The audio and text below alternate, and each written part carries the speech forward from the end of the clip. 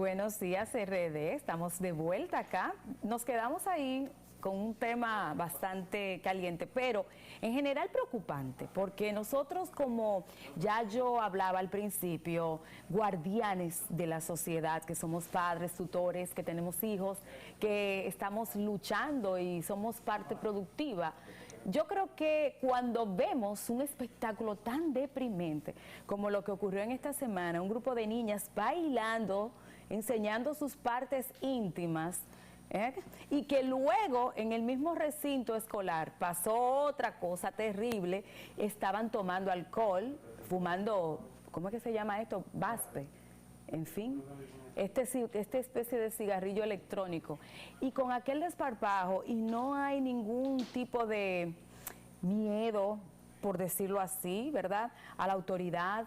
No hay un régimen de consecuencias, porque de hecho el Ministerio de Educación intervino la escuela, pero al final no pasó nada que llamara a la reflexión real. Yo creo que ellos decidieron no sancionar, creo que porque al final estas niñas lo que necesitan es tratamiento psicológico, y es verdad, es verdad. Ahí está el departamento que tiene que ver con esta parte psicológica del ministerio, que está interviniendo en los planteles escolares, porque lo que sí estamos viendo es que los niños y los adolescentes adolecen de mucha guía psicológica, y por ello también nosotros felices de recibir a Virginia Pérez, la licenciada Virginia Pérez, terapeuta, psicóloga. Yo lo dije al revés, pero no importa. No importa, el orden de los factores no altera el producto. Bienvenida. Sí, mira, feliz inicio de fin de semana, pero de verdad conmovida por esta situación que está pasando en nuestra sociedad, porque eso es lo que salió publicado en una escuela específica, pero hay que ver todas las demás que no sale a la luz y que por ende no se toman las consecuencias de vida para una buena corrección. Estas chicas son el resultado de una familia, son el resultado de una crianza, son el resultado de una sociedad. Entonces ahí tenemos que concientizar, ver, evaluar qué estamos haciendo.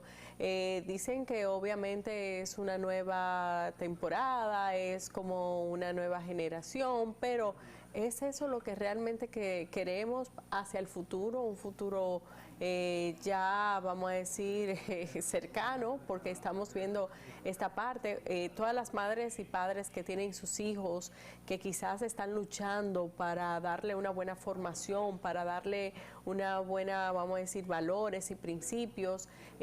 Cuando vemos el bombardeo, una de las reacciones que hacen las personas que tienen quizás, que son intérpretes del género urbano, pero con las letras que son totalmente distorsionadas o que no favorecen o que son inapropiadas para la escucha de los jóvenes o vamos a decir de los menores.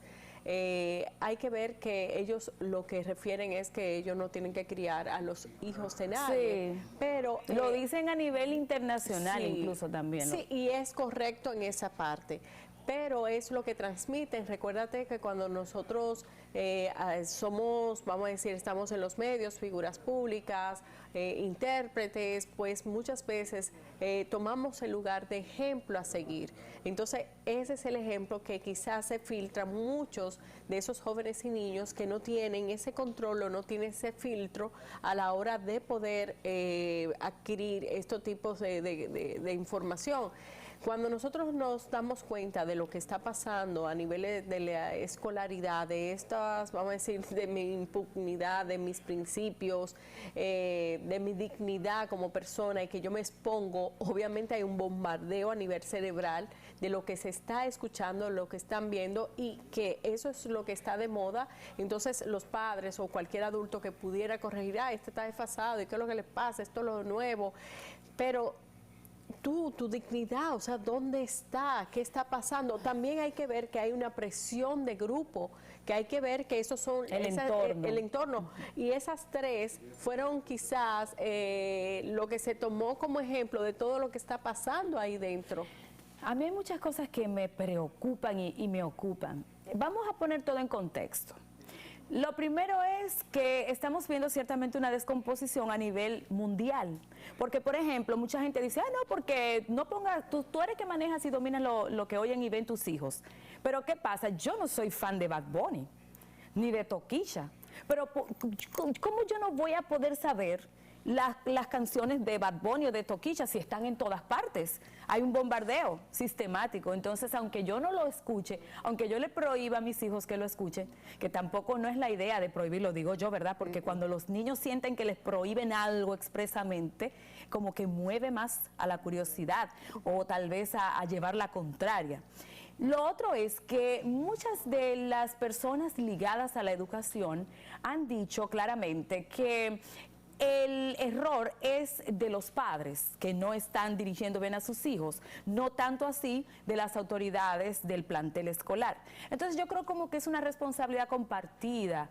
Yo quiero que tú me saques de la duda, Virginia, porque tanto tienen la responsabilidad los padres que tal vez no le han dado la formación moral adecuada, como también aquellas autoridades que están del otro lado en la escuela y que no logran amansar o amarrar su rebaño, porque fíjate, hacerlo en el propio plantel escolar, no lo hicieron en la casa ni en la calle, lo hicieron dentro de un lugar que viene siendo sagrado para un estudiante. Que debe de haber límites. Correcto. Y deben de haber reglas marcadas donde deben de sopesar las consecuencias, y que muchas veces son consecuencias fuertes en el desarrollo del crecimiento educativo de un niño o adolescente. Mira, tú sabes una cosa de lo que tú acabas de mencionar. Obviamente la familia es la base de todo ser humano, con quien nos desarrollamos, con quien crecemos. Tú no decides en qué familia nacer, esa fue donde surgió. Obviamente si no hay recursos, si no hay, vamos a decir, una equidad económica que te ayude a tener ciertos privilegios para tú tener cierta formación, vamos a decir que nació en un barrio, está en un barrio, no hay posibilidades reales de poder seguir avanzando, crecer. Los padres quizás están no 8 horas trabajando, sino 10, 12, 14, por las necesidades económicas, porque el sustento de la familia tiene varios hijos o tienen que sostener a sus padres. O sea, hay una diversidad económica. No tienen control de los hijos porque están trabajando. Exacto. Vamos a decir en esta parte, que cuando llegue ese padre o madre se sientan a hablar con ellos. Vamos a decir unos padres dentro de la escasez económica, pero que tienen sus valores, pero están en un barrio donde en la esquina de la casa se consume, hay un punto de venta, sí, de drogas, donde al lado de la casa de ellos, del otro lado, entonces hay un reggaetón o hay una música urbana con todas esas palabras tóxicas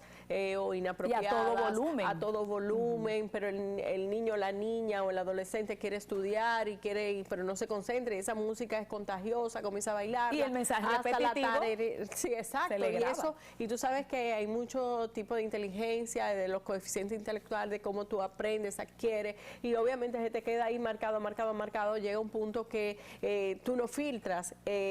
Claro, la base de todo ser humano es la familia, pero si esos padres no tienen quizás esa fortaleza o esa inteligencia emocional, o no tienen los recursos emocionales para brindarles a sus hijos, y que no tienen el privilegio de vivir en un sector un poquito más, filtrado en lo que discreto, más, tú sabes, más calmado, vamos a decir. Entonces, ¿qué pasa? O sea, hay una responsabilidad a nivel familiar, pero si esa familia no tiene la base, ya ahí perdió su 50%, pero hay una responsabilidad a nivel ciudadana. Pero también yo pienso, Virginia, que se dice muy bonito, pero no todos los padres realmente tienen como esa capacidad de sentarse con un hijo a dialogar, por ejemplo.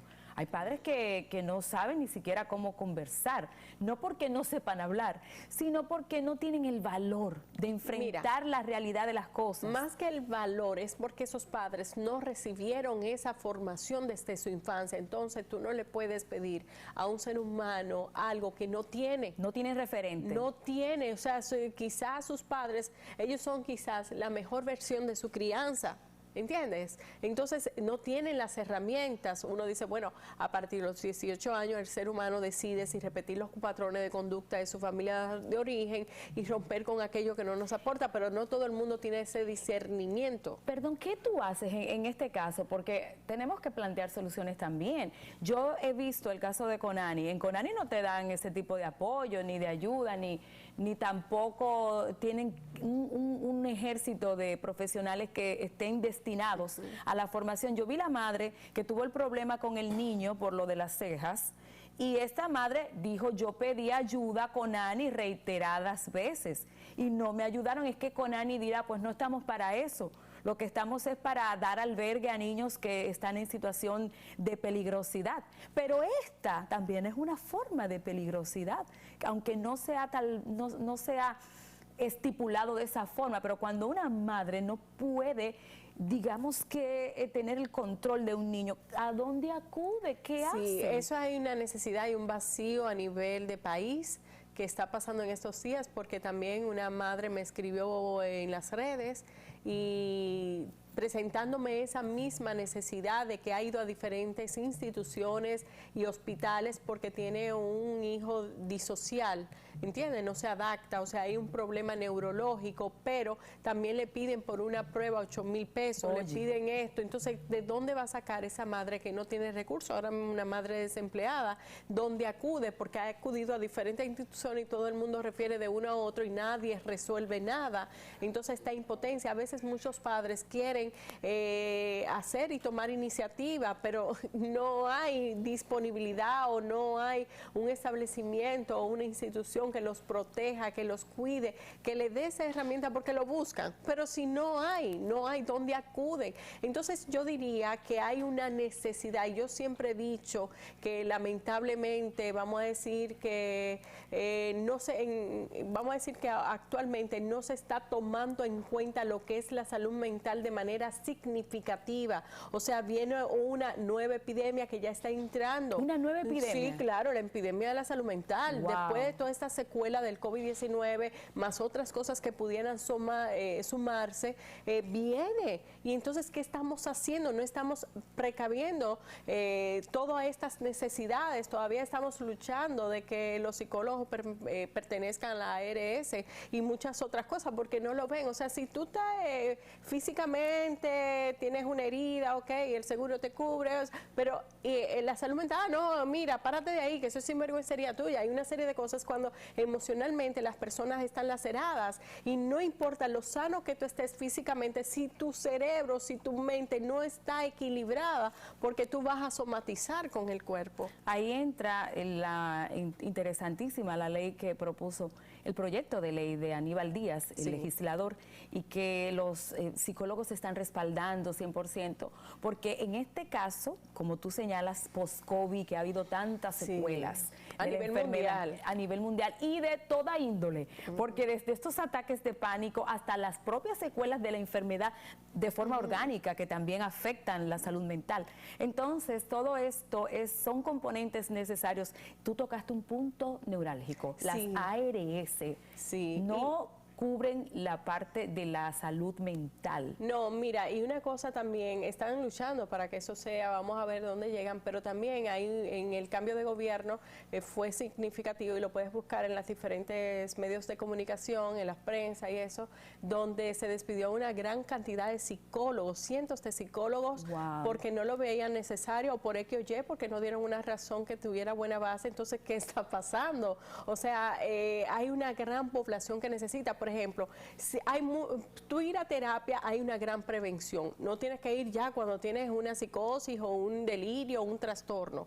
Si tú te sientes con un malestar y no puedes manifestarlo a tus padres o no tienes tus padres y no hay una persona cercana que te pueda ser personas vitaminas, que tú sabes que hay muchas personas tóxicas o que cada quien te va a dar la información de lo que lleva y muchas veces no lleva nada positivo. Entonces, qué chulo sería que tú ir a una institución o donde hay una reclusión de psicólogos que te puedan acudir, que te puedan dar seguimiento, que tú puedas simplemente desahogarte o porque estás en un proceso de tristeza que no llega a una depresión y tú puedas prevenir una depresión, que estás dentro de unos niveles de ansiedad y tú puedas ir manifestar tu malestar y no caer en un ataque de pánico. Entonces todo esto, por ejemplo, lo de las adolescentes que estuvieron bailando en ropa interior, lamentablemente, vamos a decir, si tuviéramos esas buenas herramientas, pues vamos a decir, una terapia de grupo para adolescentes y diciendo cuáles son los principios, los valores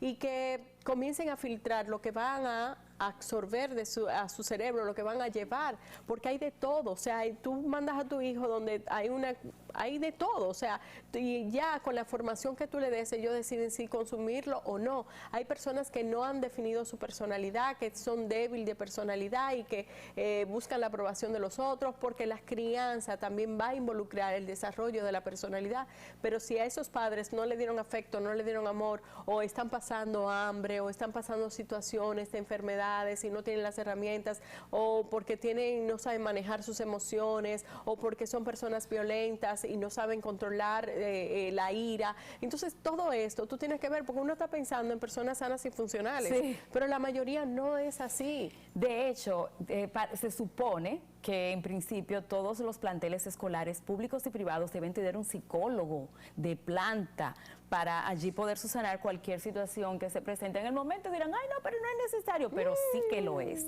sí que lo es. Yo creo que ese es un punto en el que hay que hacer una parte cuando hablas de familias funcionales, las que son disfuncionales, que son la mayoría, que no se toman tan en cuenta cuando hacemos este tipo de análisis. Al regresar de la pausa, vamos entonces a hablar de estas familias que son atípicas, compuestas por madres solteras, por ejemplo, que son la gran mayoría, y muchas otras cosas más. Así es que quédense ahí, porque ya venimos en Buenos Días RD.